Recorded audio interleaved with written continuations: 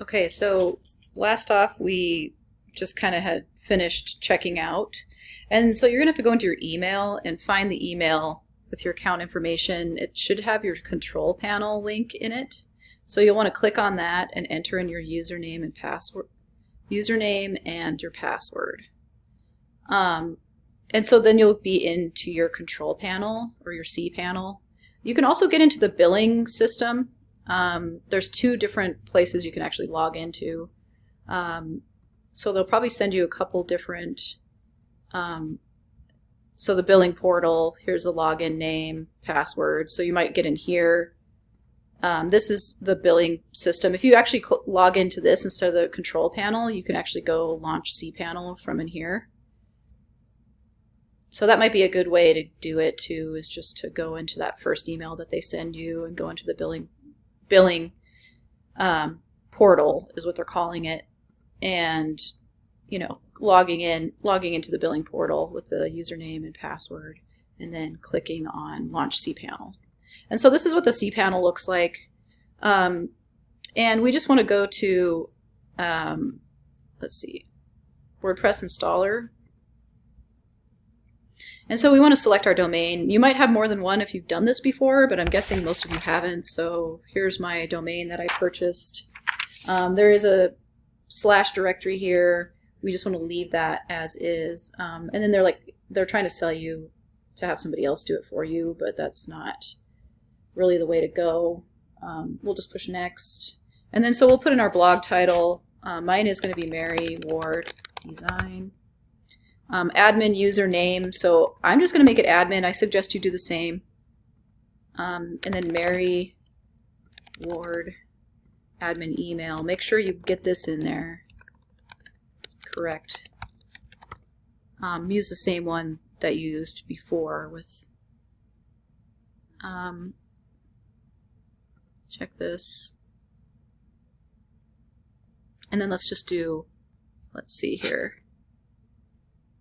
Yeah, we want to auto create a new database, and we want to click this one as well, terms of service, and then just push install. So this will take a little while this happens. And so this is some really important information, these installation details. I'm actually going to go ahead and do Control-Shift-Command-4 and just take a screenshot of this so I don't lose it.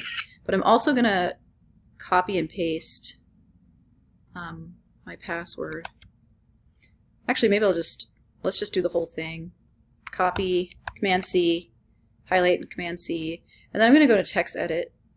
I had this up since the last time, but I'm going to put it in here, and then I'll just do a file, save. Let's see, export as a PDF maybe. This is kind of a weird, text edit is kind of weird, but okay. I'm going to put it in my documents. I don't have a folder for this. Oh, maybe I do.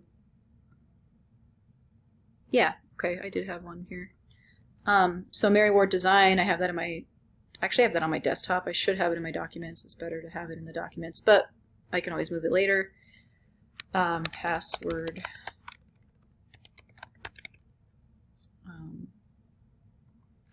Info.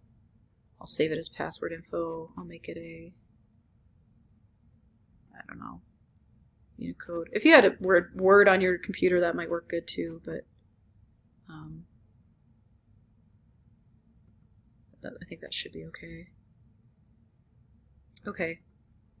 So if we want to log into it, it might not work for a little while because it takes up to 24 hours to really get your domain up and running and get your site on all the servers that it needs to be on the internet, the World Wide Web. So just make sure you save this information, the installation details. And you might only need to wait a few hours, but it could be up to 24. And you would check to see if your website is up by opening a browser window and entering your domain URL. So this is my domain. And I guess I'll just open up a new browser window, copy and paste that into there. And it probably isn't up because I just, yeah. So website coming soon. Yeah. So when this is actually up and running, we'll be able to kind of visit our website and put in some information to log into WordPress. But for now, we're just going to have to wait. So I'm going to pause it, and then we'll come back later.